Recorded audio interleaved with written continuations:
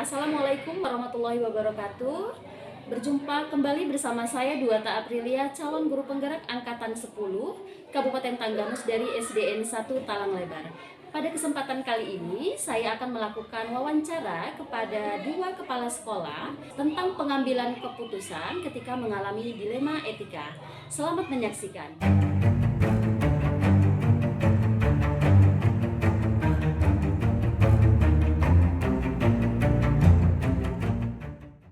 Assalamualaikum warahmatullahi wabarakatuh, Ibu. Waalaikumsalam warahmatullahi wabarakatuh. Selamat pagi. Pagi. Alhamdulillah sehat. Ibu mohon izin ya. Iya. Hari ini saya akan melakukan wawancara terkait pengambilan keputusan ketika kita mengalami dilema etika. Iya. Nanti ada beberapa pertanyaan yang akan saya ajukan kepada Ibu. Iya. Kita mulai, Ibu ya. Iya. Ibu selama menjadi kepala sekolah pastinya pernah dong Bu ya mengalami beberapa kasus gitu ya Bu ya. Iya. Nah selama itu bagaimana Ibu mengidentifikasi kasus-kasus yang merupakan dilema etika atau bujukan moral Bu? Kalau yang namanya kasus itu selalu menemani teman hidup kita ya. Baik dimanapun itu pasti ada. Yang namanya kasus itu selagi kita menghadapi kasus yang sama-sama baik dan sama-sama ada manfaatnya. Nah, di situ kita harus memilih di antara salah satu dan itu memang membutuhkan suatu pemikiran, pemahaman dan penyelesaian. Makanya itu dikatakan kasus dilema etika. Iya. Kemudian untuk bujukan moralnya itu seperti apa Bu? Kalau misalnya bujukan moral ya, kalau dilema etika tadi putusan yang baik dan baik gitu ya Bu. Iya. Kemudian kalau bujukan moral itu seperti apa menurut Ibu?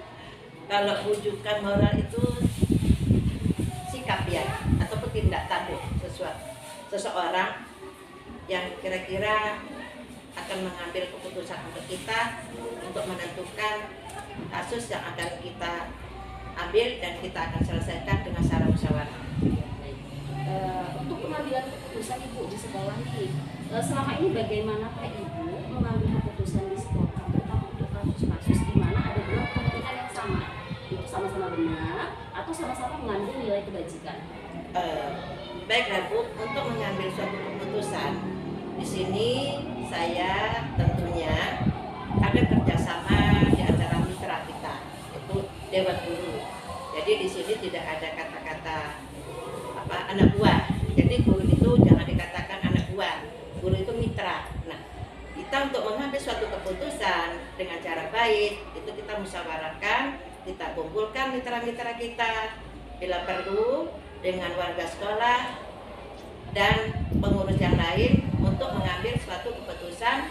Itu pun kita harus memaparkan dasar-dasar pertimbangan kita untuk mengambil keputusan yang baik dan kita pilih atau kita utamakan dengan suara yang terbanyak di antara dua kasus itu yang akan kita ambil dan akan kita laksanakan secara bersama dengan sepakat dan musyawarah. Jadi dalam pengambilan keputusan tentunya harus ada kerjasama Iya. ya dengan mitra sekolah Iya. maupun warga sekolah Betul. lainnya. Kemudian langkah-langkah atau prosedur seperti apa nih yang bisa Ibu lakukan selama ini? Selama ini untuk mengatasi suatu masalah kita segera mengambil keputusan atau segera kita mengumpulkan mitra-mitra kita selagi kita menghadapi suatu masalah. Jadi masalah itu tidak cukup kita selesaikan pribadi atau sendiri, tentunya kita mengandilkan teman-teman kita atau mitra-mitra kita bagaimana caranya dan apa yang harus kita ambil tindakan untuk menyelesaikan suatu masalah itu dengan sepakat. Supaya apa? Supaya tidak ada antara pemimpin dan mitra kerja ada selisih paham di antara kasus yang kita hadapi. Baik. Jadi langkah-langkah yang bisa kita lakukan atau ibu lakukan adalah mengundang mitra sekolah ya Bu ya, dan kemudian segera untuk membicarakan untuk memecahkan suatu masalah tersebut. Kemudian Ibu, apa saja nih hal-hal yang selama ini Ibu anggap efektif dalam pengambilan keputusan pada kasus-kasus dilema etika yang pernah Ibu alami? Kalau untuk mengambil keputusan, tentunya kita setiap suatu permasalahan itu pasti ada maknanya. Jadi untuk yang masalah efektif, kita ya itu tadi, kalau ada suatu kasus karena ini kasus dilema dan spontan, ya kita segera mengambil keputusan, kita utarakan apa yang kita hadapi kasus itu kepada mitra kita, supaya juga mereka paham dan tahu bagaimana cara untuk mengatasi kasus itu, dan mereka juga tahu cara penyelesaiannya supaya kasus itu tidak akan bertumpang tindih pada kasus-kasus yang lain. Jadi harus ada pemahaman dulu ya dengan sesama mitra sekolah gitu ya. Nah kemudian Ibu, selama Ibu mengambil keputusan pastinya pernah mengalami beberapa tantangan ya Bu ya. Tidak selalu berjalan mulus kan Bu ya. Harus kita selalu mengambil keputusan. Nah hal-hal apa saja nih yang selama ini merupakan tantangan dari pengalaman Ibu mengambil keputusan di atas ketika terjadinya dilema etika? Tantangan itu pasti ada. Tantangan itu bisa dari luar, bisa dari dalam. Karena semua orang itu belum tentu memahami tentang kasus yang kita alami, dan kemungkinan bahkan tidak tahu ada kasus. Jadi kita harus mengutarakan dasar-dasar kasus itu untuk mempertimbangkan mengambil keputusan untuk kita bersama.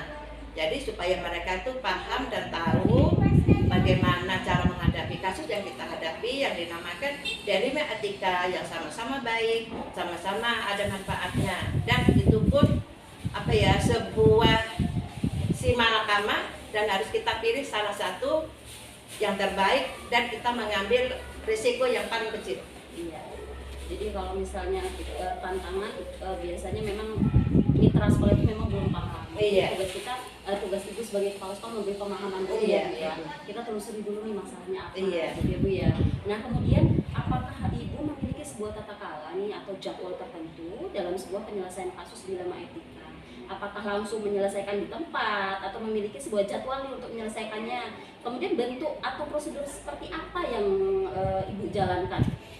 Kalau selama ini tidak mempunyai jadwal, karena kasus itu terkadang-kadang spontan, mendadak. Nah, jadi tidak terjadwalkan ya. Jadi kalau kita ada kasus yang sifatnya mendadak atau spontan, ya kita selesaikan spontan. Nah, jadi kalau bila perlu kita mendengar ada kasus, segera kita cepat mengambil langkah, tetap mengumpulkan teman-teman, kita minta pendapat dari mereka, saran mereka, supaya kasus ini terselesaikan dengan jalan yang baik. Iya, jadi kalau misalnya kita menemukan kasus dilema etika, nggak perlu atau tidak perlu jadwal tertentu ya Bu ya. Jadi spontan kita dapat masalah itu spontan pulang untuk menyelesaikannya Ibu ya, supaya dapat solusinya terbaik ya Bu ya. Nah kemudian dalam penyelesaian kasus-kasus tersebut, adakah seseorang atau faktor-faktor apa nih yang selama ini mempermudah atau membantu Ibu dalam pengambilan keputusan dalam kasus-kasus dilema etika? Untuk mempermudahkan suatu kasus terpecahkan dan masalah itu kita harus terbuka, baik sama dewan guru maupun sama warga sekolah. Nah, kita utarakan pemahaman tentang masalah kasus. Jadi apapun itu bentuknya kasus, itu warga sekolah harus tahu, dan kita bersama-sama untuk menyelesaikan, karena kita tidak mau tertumpang tindih dengan kasus-kasus yang ada. Jadi intinya ya tadi, kita harus terbuka dengan mitra kita ya. Harus kita saling menerima dan saling memberi. Jadi supaya terciptalah penyelesaian kasus dengan jalan yang terbaik. Iya, jadi ada kolaborasi lah Bu ya, dengan dewan guru maupun mitra sekolah supaya kita mendapatkan solusi yang terbaik pada setiap kasus dilema etika yang dihadapi. Jadi pertanyaan terakhir, dari semua dari semua hal yang telah Ibu sampaikan, kemudian dari perbincangan kita mengenai dilema etika ini pembelajaran apa yang bisa Ibu petik dari pengalaman atau waktu Ibu mengambil keputusan dilema etika? Baiklah, pelajaran yang saya petik tentunya amat sangat bermanfaat, terutama untuk diri saya sendiri, baik untuk keluarga saya, baik untuk rekan-rekan atau teman-teman atau mitra-mitra kita yang sedang mengalami baik di keluarga tentang kasus-kasus ini.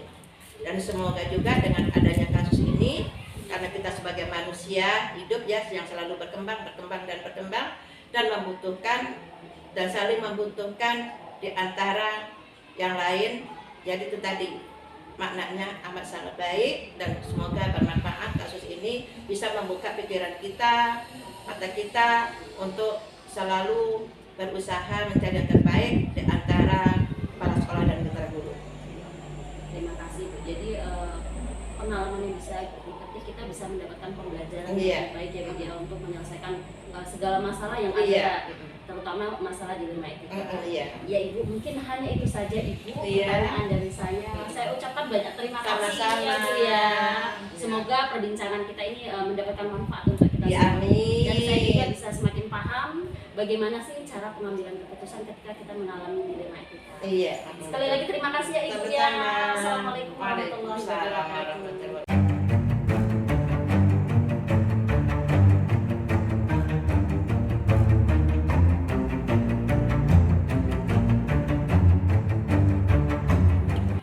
Assalamualaikum warahmatullahi wabarakatuh Ibu. Waalaikumsalam warahmatullahi wabarakatuh. Selamat pagi. Pagi. Apa kabarnya Ibu hari ini? Alhamdulillah sehat, baik. Alhamdulillah. Ya. Semoga kita selalu dalam lindungan Allah ya Bu ya. Ya, amin, amin, Ya Ibu, amin. hari ini saya mohon izin akan mengadakan wawancara kepada Ibu selaku Kepala Sekolah SDN 2 Tanjung Heran ya Bu Ya, ya. betul, betul, betul. Terkait pengambilan keputusan ketika kita mengalami dilema etika. Oh ya. Ya, nanti ada beberapa pertanyaan yang akan saya sampaikan kepada Ibu ya Bu ya. Iya. Kita mulai Bu ya. Ya, boleh, boleh. Baik, untuk pertanyaan pertama nih Bu. Ya. Ibu sebagai kepala sekolah tentunya pernah ya Bu ya mengalami beberapa kasus ya Bu ya. Iya. Nah, selama ini bagaimana Ibu mengidentifikasi kasus tersebut? Apakah itu termasuk dilema etika ataukah bujukan moral? Oh, menurut saya ya, kalau selama ini untuk mengidentifikasi kasus-kasus yang merupakan dilema etika atau bujukan moral, ya kita melihat situasi yang terjadi ya. Terjadi ketika seseorang harus memilih antara dua pilihan di mana kedua pilihan itu benar tetapi yang di antara keduanya mana yang harus didahulukan ya. Sedangkan bujukan moral yaitu situasi yang terjadi ketika seseorang harus membuat keputusan ya kita harus memilih harus membuat keputusan di mana kita harus memilih antara yang benar dan yang salah dan sebaiknya dihindari. Iya. Jadi untuk pengambilan keputusan untuk Ibu mengidentifikasi dilema etika atau bujukan moral. Jadi kalau dilema etika itu di antara dua pilihan yang benar dan benar ya Bu ya. Kemudian untuk bujukan moral dua pilihan antara benar dan salah begitu ya Bu ya. Betul. Kemudian untuk pengambilan keputusan tersebut nih, setelah itu bagaimana Ibu menjalankannya, terutama untuk kasus-kasus di mana ada dua kepentingan yang sama-sama benar atau sama-sama mengandung nilai kebajikan. Jadi bagaimana Ibu menjalankan pengambilan keputusan tersebut? Ya, kalau selama ini yang saya ambil untuk memecahkan masalah gitu ya, mengambil keputusan gitu ya, selalu melibatkan rekan-rekan guru ya, mengutamakan musyawarah seluruh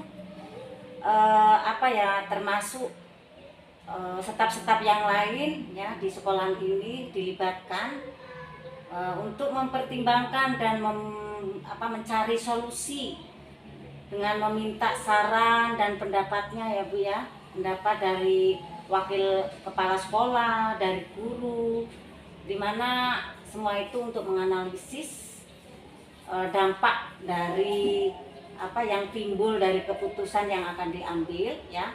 Kemudian memilih mana yang lebih besar manfaat daripada mudaratnya, artinya untung dan ruginya gitu. Kalau memang diambil keputusan itu yang terbaik, yang mana itu yang untung apa untungnya di mana. Kalau banyak yang untungnya tentu kita memilih yang Iya, jadi harus adanya kerjasama Iya, atau betul. melibatkan warga sekolah ya Bu Iya, ya, iya, guru betul. maupun wakil Iya. kepala sekolah Iya. untuk mencari mendapatkan saran maupun masukan ya Bu ya dari Iya, mereka betul. untuk memecahkan suatu keputusan atau mengambil keputusan supaya mendapatkan manfaat yang lebih baik gitu ya Bu ya. Iya. Nah kemudian Ibu langkah-langkah atau prosedur seperti apa nih yang biasa Ibu lakukan selama ini untuk pengambilan keputusan tersebut?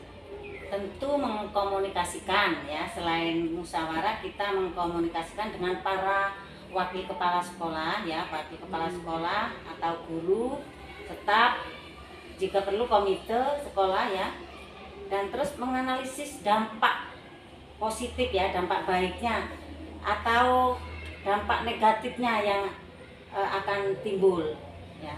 Selain itu memilih keputusan ya, memilih keputusan yang terbaik berdasarkan manfaat yang lebih besar.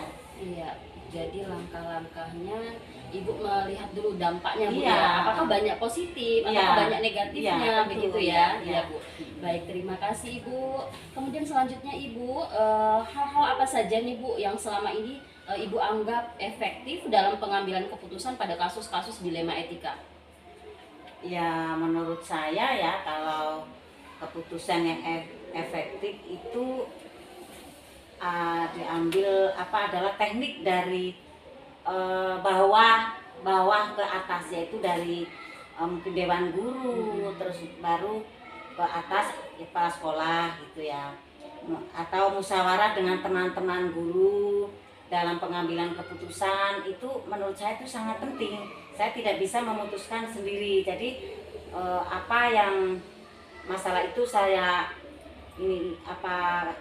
komunikasikan, kita musyawarahkan dengan dewan guru, nah atau stafnya, baru nanti kita berdiskusi nanti secara bersama-sama. Biasanya dari hasil diskusi itu sering muncul ide-ide yang yang kreatif, yang mungkin tidak sampai terpikirkan oleh saya selaku kepala sekolah, dan itu mendapat sangat baik dalam menyelesaikan suatu masalah. Menurut saya kayak gitu. Iya, betul sekali ya Bu ya. Jadi kalau misalnya kita menyelesaikan suatu masalah itu ada baiknya kita ada teman ngobrol ya Bu Iya, ya. sharing. Ya, ada sharing dengan para rekan guru Bu ya. Nah kemudian Ibu selama Ibu menghadapi kasus atau mengalami kasus dan dalam pengambilan keputusan, pastinya Ibu pernah mengalami tantangan gitu Bu ya. Nah selama ini hal-hal apa saja yang pernah Ibu alami atau tantangan yang pernah Ibu alami dalam pengambilan keputusan pada kasus-kasus dilema etika?